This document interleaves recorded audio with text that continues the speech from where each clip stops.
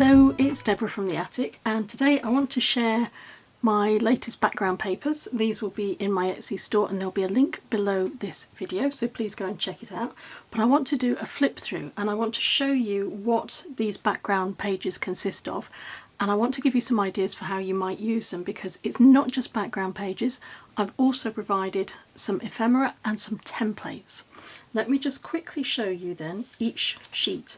So these are on a wintry theme, dare I say it, but I don't know about you, but my thoughts have been turning towards what I might be doing in a few months' time, around about Christmas time. And I enjoy Christmas, I like planning for it, I love the winter season. It's a great time to get cosy and warm and spend some time with friends and family. So my thoughts have turned in that direction, and consequently the designs that I've been pulling together have as well. And so you will see from these designs that they are on that theme.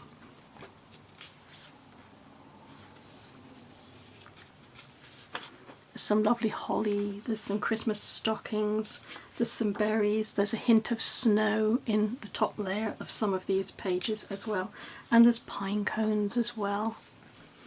And then this is the sheet that has some extras on it, because I always like to try and give you something a little bit extra. And on this sheet I have 3 tags that coordinate with the papers, and 3 of these rather pretty sort of fancy edged, I don't know what to call them, maybe lozenges, but these are designed so that if you want to include them on top of one of your tags, they will they're the same width as the tags, and of course they're interchangeable, and they will they're designed in such a way that each one will sit nicely on any of these layered tags. I'm going to show you this sheet, which is one of the background pages that we've already seen, but I've printed it out on plain tracing paper. This is really cheap, plain, ordinary tracing paper, the sort of thing that you might have used in school for transferring pencil designs, but it comes out beautifully. And the reason that I've printed this off this way is because I want to show you a way that you can use this type of printing on just transfer paper with one of the templates. So let me show you the templates. This is the first template. This is for an envelope. And the idea of this is how the sheet will print out, just plain on plain white paper. But I've printed this on the reverse of one of my background sheets of paper. And the idea is that you can print out this template on its own, and then you could, if you wanted, you could just use it as a stencil. You could cut this template out, you could position it over any of your background papers or any other papers that you have, and then you can just cut out, draw around it and then cut out the envelope and have an envelope in any paper that you like. Or, as I've done, you can print it out on any of the background sheets, just do double-sided printing on your printer, and then I can cut this out and I'll have an envelope from this type of paper. So I'll cut that out in a moment and show you how that turned out. The other thing I've done is I've provided these tabbed pages. You can use these combined, as in joined down the middle, or you can cut them out and use them separately, and you can glue them into a journal if you want, because of course the background pages can be used to create a journal. Why wouldn't you? Because they're really pretty, they're really easy to use. And with things like this, these templates, part of the job of then continuing to design your journal and add elements to the inside is done for you. This sheet I've printed out on this background piece of paper. The last sheet of templates is this one. There are 2 templates on here, and they are designed to be little windows. Each of them has a central area that you can cut out, and the idea is that you can fill that area with the transfer printed paper. Alternatively, of course, you can fill it with plain transfer paper, or you could fill it with a laminated plastic sheet. Run a laminated sheet through your machine, leave it empty, just run it through your laminator, cut it to size, and then you can glue it in the space that's left to make a little window. But I've printed these out on this sheet of paper. When you print yours out, you'll notice that this tab edge is actually beyond the edge of the background paper. That doesn't matter, that's deliberate, because you don't need this to be printed, because this little tab will be hidden, and it means that I could fit 2 templates on one background sheet of paper, and I wanted you to have two, really. So I'm going to cut these out from this piece of paper, and I will show you again how that looks. I'm going to cut the centre out using a metal rule that has got a raised area for me to protect my fingers, and a scalpel blade. And I just wanted to give you a quick tip.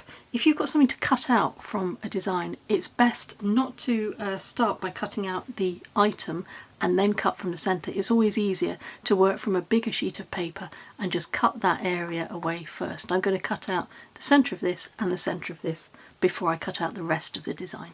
There we are, both apertures are cut out, and now I can cut out the rest of the template. That's my two windowed envelopes cut out, and I've got the tabs there ready to glue, and you can see what I mean about the background page doesn't quite cover that tab, but it doesn't matter because it's going to be sealed inside the window. And this one is done in the same way, but this one has got a top fold here, or a top entry point here, so it folds at the bottom and the two sides, and then you tuck things in at the top. With this one, it's folded here, it's glued along these two sides, and you tuck things in the top. So you've got two different shapes to play with. I've reserved the two pieces that I cut away from the centre. I'm going to use those to help me decide where I need to cut out my tracing paper pattern. So I'm just going to position those and get a pencil, and I want them to be ever so slightly larger than the actual size of the aperture so that there's space for the tracing paper to be glued in. So I'm going to draw a line around the outside of these, just maybe 1/2 centimetre wider than it needs to be. That's both of my pieces cut out, and I've just popped them on the inside of the frame so I can see how they look. And I should point out I've deliberately used a background transfer that will show up. What would be quite nice, I think, is if you used the same paper that you used to cut out, if you did that on tracing paper. I think that would look really, really nice. But I wanted to show you that there's various ways that you can work with these. You can continue to just glue these into place, or what I want to do, and I think I'll do it on the little one just to show you a contrast, is I want to ink up the edges a little bit. So I've got my Distress Oxide, and I've got one of my little foam pads on a stick, and I'm just going to add a little bit of colour to this frame because that will make the insertion stick out a little bit more. On this edge as well.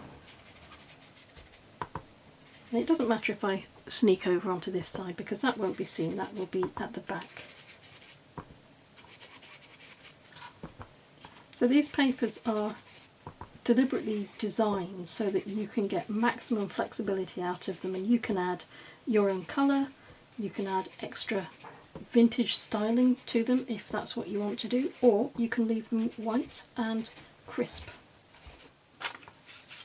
To glue this into position, I'm going to use a tape runner. A tape runner is a good way of getting an instant adhesion. If you use a wet glue, it can take a little bit of time for everything to stick.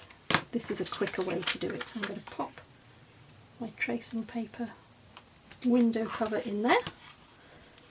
And then I'm going to add another little bit of tape on these tabs. I'm going to fold that piece in and fold those over the back. There's different ways that you can do it. You can fold the tabs on the inside if you want and then fold the back piece up. It depends. I think I'm going to use this as a little envelope in a journal. So I want to have that glued onto the page. So the back doesn't matter. And then when it's done, then you can add things to it. I think that's quite a pretty little pocket.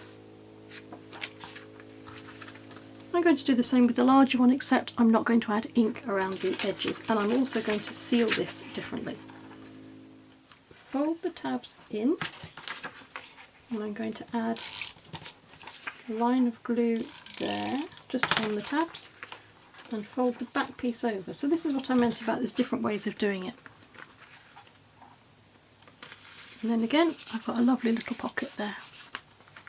This is the envelope. I've printed it onto the reverse of this sheet of paper, and I'm going to cut this out. That's my envelope cut out, and when you're looking at this, the cut off edge is the bottom, so if you have your envelope this way up, you'll be right. And that's how the front looks. I'm just going to fold all of these flaps.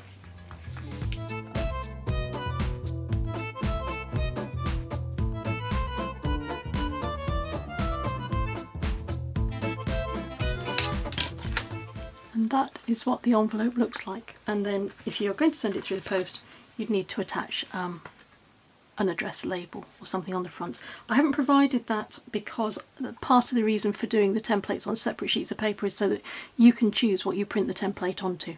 My envelope is sealed at the bottom and it's ready to go, and I wanted to bring back this little pocket envelope window thing, I'm not sure what to call it, because this has been designed deliberately so that it will fit into the envelope. So if you wanted to use this to create a card or a little gift pocket for money perhaps to send to a relative, you can do that. And then all you need to do is add a dab of glue on the reverse just to seal the envelope, and that's ready to post. So there we are, there's some ideas of ways that you can use the background sheets, and of course I didn't do the folder template because that's really obvious, you just cut it out and you've got a nice little folder, but maybe I'll have a look at that in future videos. And of course we also didn't get a chance to look at the tags, but again you can just cut those out and use them as tags. You could use them as named gift tags when you're attaching them to parcels and packages maybe. So I'm going to say thank you very much for your time as always, thank you for watching, and until we meet again, stay safe and take care.